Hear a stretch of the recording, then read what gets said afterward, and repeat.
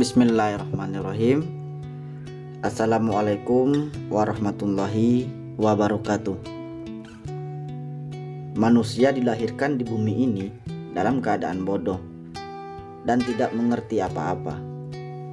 Lalu Allah mengajarkan kepadanya berbagai macam nama dan pengetahuan agar ia bersyukur dan mengabdikan dirinya kepada Allah dengan penuh kesadaran dan pengertian. Wallahu akhrajakum mambutuni ummahatikum la ta'lamuna syai'an wa ja'ala lakumus sam'a wal absara wal af'idah la'allakum tashkurun. Dan Allah mengeluarkan kamu dari perut ibumu dalam keadaan tidak mengetahui sesuatu pun, dan Dia memberi kamu pendengaran, penglihatan dan hati agar kamu bersyukur. Pada hakikatnya, semua ilmu makhluk Allah adalah ilmu laduni. Artinya, ilmu yang berasal dari Allah Subhanahu wa Ta'ala. Lalu para malaikat pun berkata, Qalu subhanaka la ilma lana illa ma 'allamtana innaka antal alimul hakim. Maha suci Engkau, tidak ada yang kami ketahui selain dari apa yang telah Engkau ajarkan kepada kami. Ilmu laduni dalam pengertian umum terbagi menjadi dua bagian. Jadi yang pertama, ilmu yang didapat tanpa belajar atau disebut wahbi. Bukan wahabi ya, wahbi. Dan yang kedua, ilmu yang didapat karena belajar dan disebut juga kasbi. Dan seperti yang kita lihat bersama, TNI yang memiliki ilmu laduni dan orang biasa yang juga memiliki ilmu laduni, jika kita lihat dari video memang sama. Mereka sedang mengetes ilmu laduni yang mereka miliki. Namun kita akan melihat perbedaannya jika kita melirik komentar dari masing-masing video. Di video TNI yang sedang mengetes ilmu laduni, kita menemukan komentar yang sangat baik dan 99% netizen percaya dengan ilmu laduni yang dimiliki oleh TNI tersebut. Dan di video lainnya, kita akan melihat komentar netizen yang membuat mata perih. 99% mereka menghujat dan seolah-olah mereka lebih mengerti. Kenapa bisa berbeda pandangan? Apakah karena seragam? Kenapa mereka tidak berani komentar pedas di video TNI? Padahal mereka sama-sama memiliki ilmu laduni. Mereka sama-sama melakukan pengetesan ilmu laduni. Nah, terus kemana nih yang pada kagak percaya dengan ilmu laduni? Kenapa di video TNI yang sedang mengetes ilmu laduni kok nggak ada hujatan sama sekali? Pasti kalian paham dong dengan jawabannya, ya. Dan untuk pertanyaan yang seperti ini nih akan langsung dijawab dengan Bapak TNI saja. Ilmu laduni adalah ilmu ketauhidan dan tidak bisa dijangkau oleh akal dan pikiran. Secanggih apapun ilmu dan teknologi tidak akan bisa menjangkau ilmu laduni ini, karena hanya dengan keimanan. Dan ilmu ini berfungsi kepada orang yang niat dolim saja.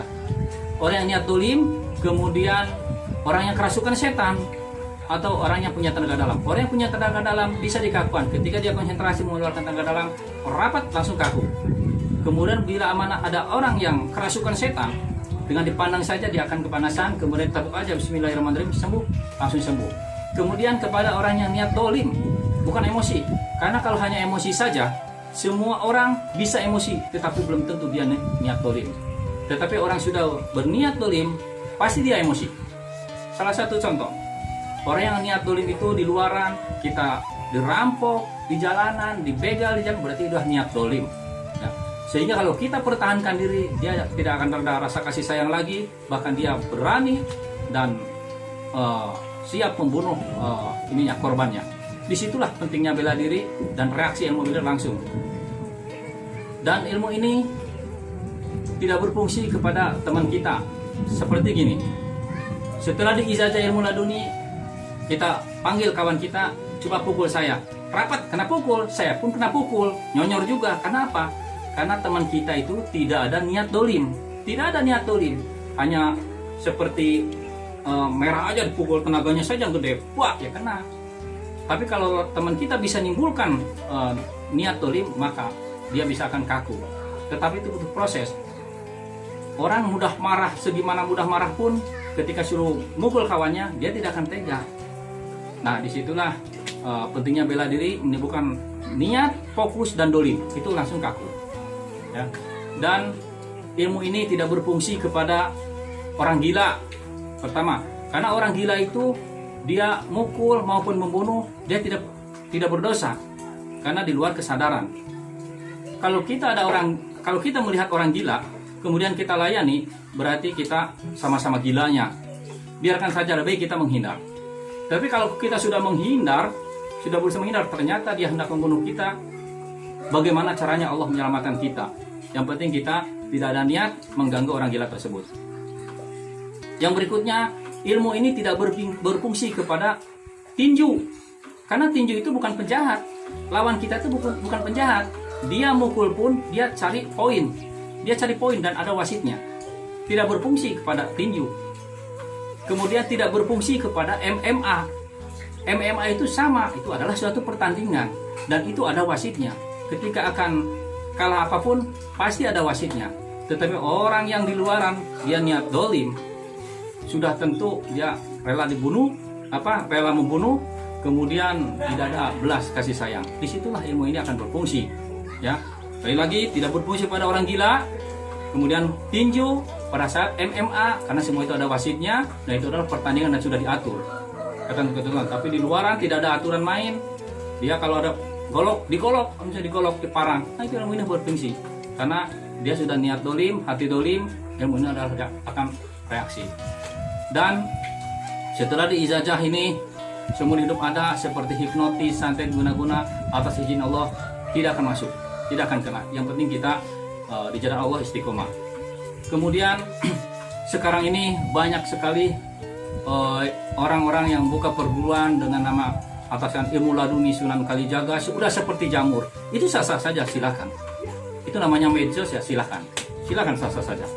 Tetapi yang paling utama adalah bagi saudara-saudara yang akan memasuki suatu perguruan, alangkah lebih baiknya itu bisa lanjutkan istikharah atau melaksanakan tabayun, tanya-tanya dulu, kemudian bagaimana sejarahnya, seperti apa. Ada kriteria tester. Tester itu tidak mudah untuk membentuk tester ujuk-ujuk langsung bisa mukul mental, nggak bisa. Itu sangat susah sekali untuk menjadi tester dan tidak mudah. Rapat, cepat disembuhkan. Karena apa cepat disembuhkan? Karena kasihan, takut nahan capek terus bergetar. Kekuatan manusia itu ada batasnya. Walaupun dia sudah push up, lari agar bisa kaku pura-pura diangkat saja, pasti ada batas, langsung jatuh karena capek. Paling 5 menit aja udah berubah. Tapi kalau udah kekuasaan Allah kakunya, walaupun 1 jam, 2 jam, sehari 2 hari ya begitu saja. Dia sadar, cuman nggak bisa bergerak sama sekali. Hatinya itu udah sadar. Jadi apa yang diucapkan sama orang dengar, cuman tidak bisa bergerak. Hati-hati di luaran. Kemudian kalau tester sudah kaku, ya, kemudian cepat-cepat disembuhkan, itu jadi pertanyaan.